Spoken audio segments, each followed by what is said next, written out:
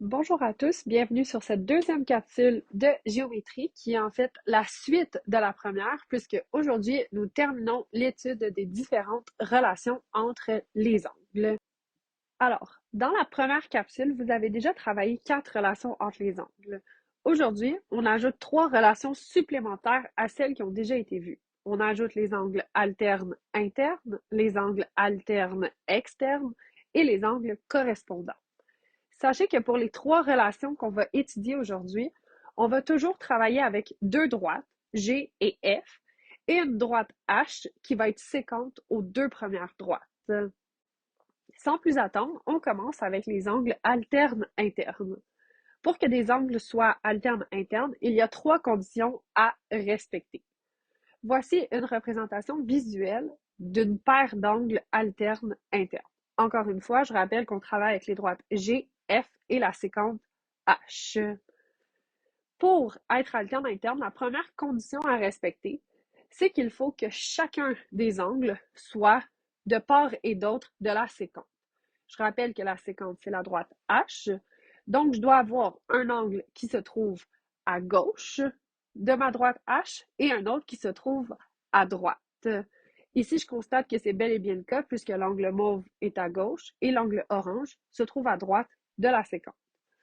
Ensuite, je veux que mes 2 angles se trouvent à l'intérieur des droites. Autrement dit, je veux que les angles soient coincés entre les 2 droites. Ici, c'est le cas puisque j'ai l'angle mauve qui est en dessous de la droite F, mais au-dessus de la droite G, et l'angle orange qui est au-dessus de la droite G, mais en dessous de la droite F. Finalement, pour que des angles soient considérés alternes internes, ils doivent avoir un sommet différent.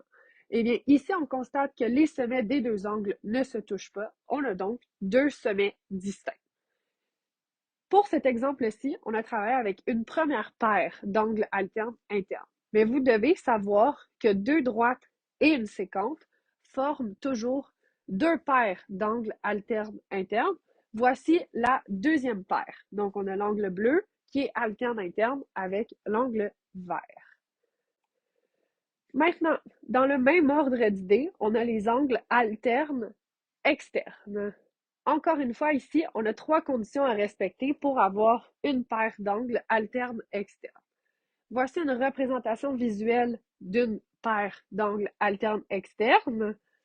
Encore une fois, ici, il faut respecter la contrainte d'avoir un angle de chaque côté de la séquence. La séquence, toujours la droite H.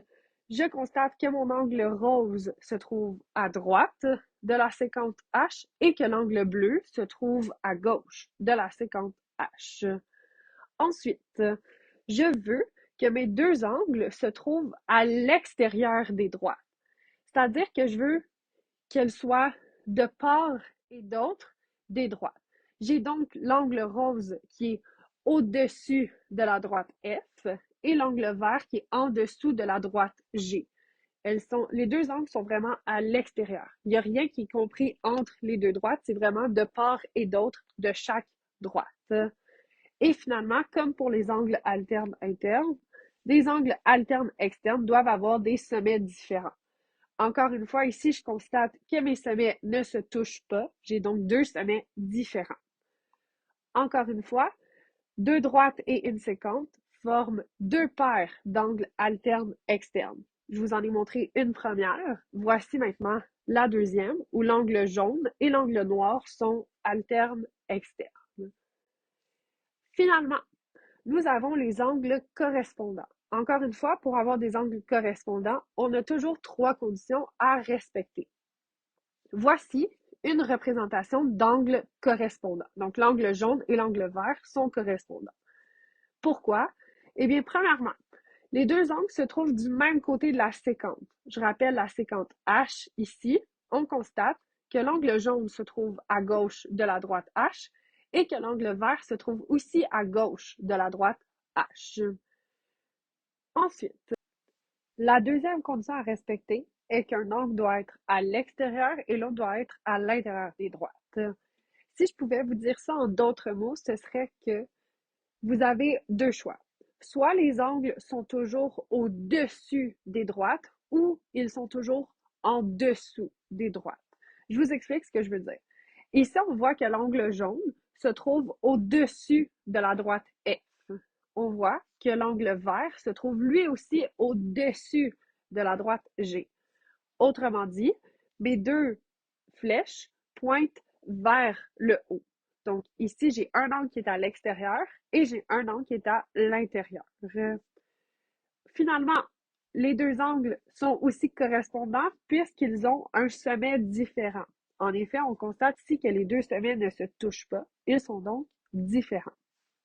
Ici, on avait une première représentation d'angles correspondants.